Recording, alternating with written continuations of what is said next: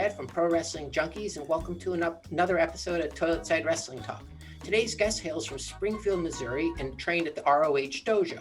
She's the host of ROH's Week By Week show, and you can see her on ROH TV, or Mondays at 7 p.m. Eastern on FITE TV, Tuesdays at 10 p.m. Eastern in Canada on the FITE Network, and of course on all local Sinclair Network stations. So let's welcome today's guest, someone who doesn't know yet that she shares the same last name as my childhood hero. Of course, I'm talking about Dylan McKay from 90210. So let's welcome my guest, Miss Quinn McKay. Hey, Quinn, how are you? Hi, I'm good. How are you? I'm doing good. Thank you so much for coming on. I know you're busy. Yeah, I'm glad to be here. Thank you. All right. Well, you're in demand, so that's good. Do you know there's another Quinn McKay?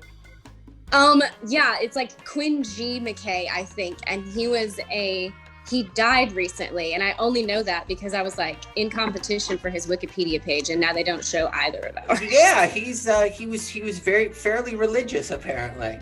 Yeah, he was Mormon, I believe. He was like a Mormon scholar. Yeah, Very interesting dude, but for sure not me, and also like 97 years old. That's the giveaway. If you didn't know, it's a 97. You don't look that old. Okay. I look remarkably good for my age. Yeah, seriously.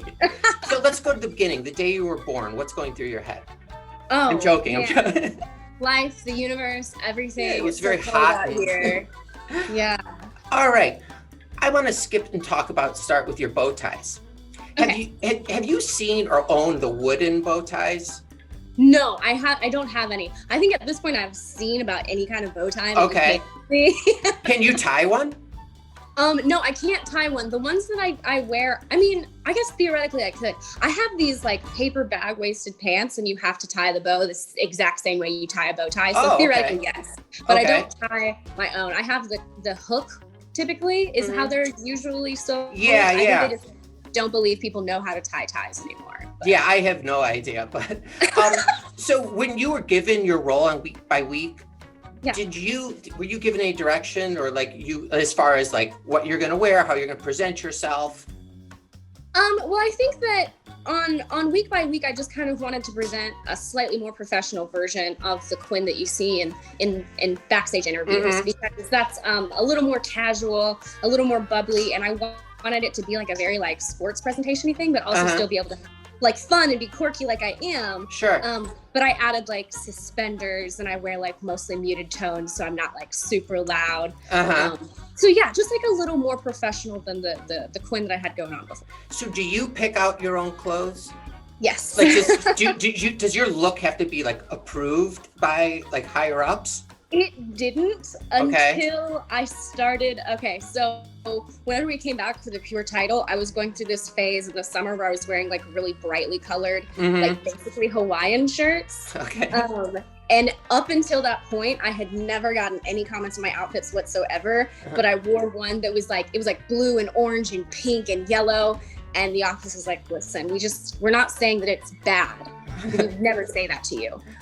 But maybe tone it down a little. And so now I try to rein it back in. Yeah, the religious look might be what they're going for. Oh, yeah. I'm just really trying to channel my predecessor that I had no idea. Yeah, totally. You guys share something together. You're the only two people in the world who share it.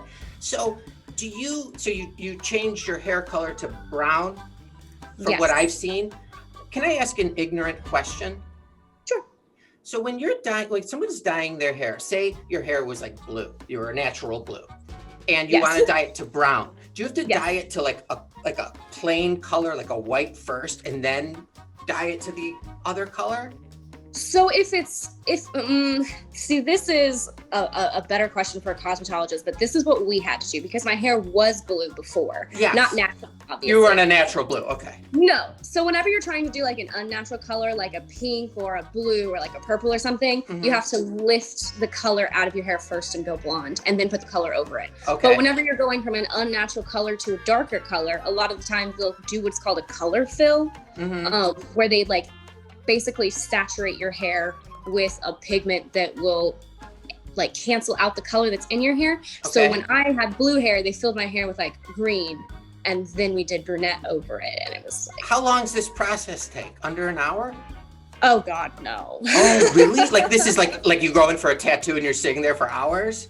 Yeah, I want to say that whenever I went from blue to brunette, it was maybe like a 3-hour appointment. Do you know that I never in my life imagined that I'd ask somebody and then be interested in listening about dyeing your hair? So it's a first for me. So, you know, for your role as on week by week, excuse me, how much prep do you have to put into it to like one episode? So I don't do a lot of the actual like show prep. So interestingly enough, we get this internal document called Honor IQ that just goes out to like those of us in Ring of Honor, so that all of us are in the loop every week what's going on. And then we take that and we turn like that into the script. So basically what you guys are getting is me acting out a newsletter. Okay. Well, you're doing a great job. Thank you. So, but you have to like go over it a few times and like. Oh yeah, like I go through and so like I get like a rough script and then I go through and like I change a few things, fewer and fewer now. Like the person that writes this script has gotten really good at writing in like my voice specifically. Oh, cool. Yeah. So mostly I just like go through and change some things or like pitch to like different stuff and snap it up, and then that's pretty much what you get. It's actually like right before this, that's what I was doing. I was just going over what I've got to do because we film that tomorrow morning. Oh, cool. So do you get stressed before like filming? No, not at this point because it's just like me, and then we have like a skeleton, like a literal skeleton crew. Okay. Well, I mean they're not skeletons, but that's what we have. It's just like me and a camera operator, and then someone on hand to like wrangle lights, and then also work my teleprompter, and also so it's just like a 3-man crew basically. Whenever So who's in charge of makeup at that point? You? Just me. You're the makeup designer as well? Yeah. I do my own hair and makeup. We have had makeup artists backstage quite often, and I get wary of allowing other people to put stuff on my face. I was a makeup artist for a few years. So I get a little weird about it. It's nothing personal. But you're a professional. Well, I was. I wouldn't say I am anymore. It's like a superpower. It's like wearing Superman underneath. You can do some really mean makeup. A lot of talent. Is it like the same? Do you get the same thrill interviewing or being on your show as you would wrestling? I think that it's different. It's definitely a different kind of. Now it's a nice sense of purpose. Like I like walking away from like a really good interview knowing that like we did a really good job telling a story. And ultimately like that's the goal whenever you're wrestling too. Like you just want to tell a really good story. So I still get like fulfillment that way, but there's nothing like the adrenaline rush of being in the ring. And is this something, you know, as 2020, I mean, obviously Corona's screwing everything up. Not really much my life because I don't leave, but do you plan on getting in the ring and wrestling in 2021? Assuming everyone's vaccinated and... Yes, I do. I do. The plan for 2020, at the beginning of 2020, I actually had my first match back in almost over a year, I believe, at that point, in Barbados. And then I got back, and the week after I got back from Barbados is when the entire country shut down. Oh my God. So it was supposed to be like this big 2020 return. Yeah. And is it like riding a bike? Like no, it's not. Like were you wrestling? No. It's wrestling is really, really hard. It is the most physically demanding thing that I've ever done. And I played roller derby for 8 years. Yeah, I saw that. Yeah, so like I'm used to being roughed up. I'm used to taking the hard hits. I'm used to like needing to have insane endurance. But there's nothing that prepares you for taking a bump for the first time after you come back. So is it like everybody's not ready on their first day of training? I don't know, because just like with everything else, there are people that just like eat, sleep, breathe, and live wrestling. Like they are professional wrestling. Like there are people that come in that are just insanely talented for no particular reason. And I mean, those people always kind of have like a leg up, but I personally am not one of those people. Okay.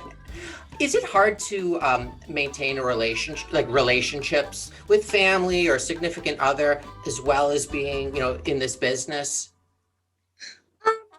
Yeah, I think it is. I think for me, it was difficult because, I mean, not to maintain those relationships, because obviously you maintain those relationships. Yeah. You encountered challenges in those relationships that you had never had to deal with before. Okay. Like, I had never been far from home. Like, when I moved from Springfield out to Baltimore for the Ring of Honor Dojo, I didn't have a job. I didn't have any money. Like, I had like no reassurances. So everybody in your life kind of thinks like, what are you doing? Like, you're in. Yeah. She's going through a breakdown. I highly advise against this decision that you're making. And so, like, not everybody gets the vision, and you have to be okay with that, because like, there's like, people are as supportive as they're going to be, but people don't understand it unless they're in it. That makes sense. I have a ton more questions, but we're running up against the clock. So maybe we'll do a part 2. We'll do it a part 2 at another time. Can I ask you, it's usually 5, I'm just gonna do 4 random yes or no questions. Okay.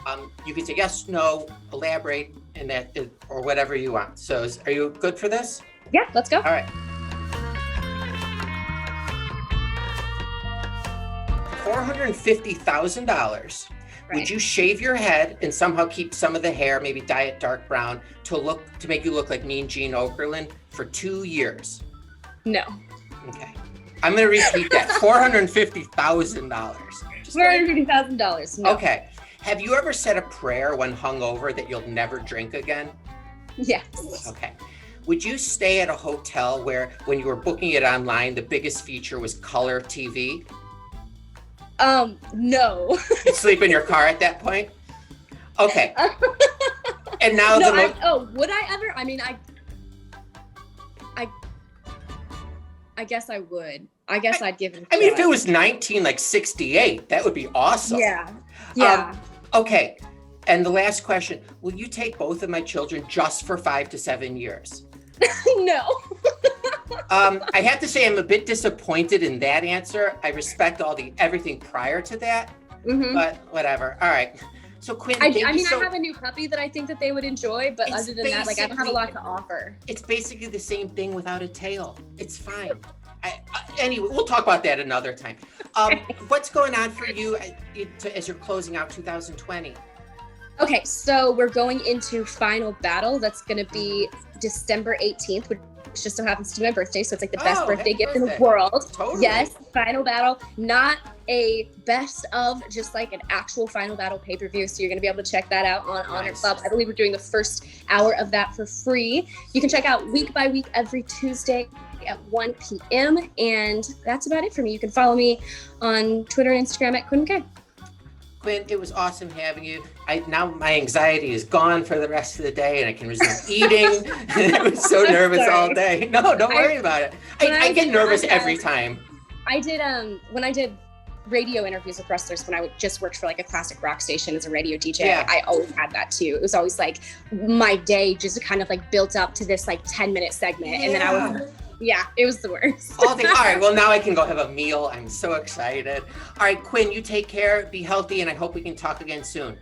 All right, thank you so much. All right, take care. Bye.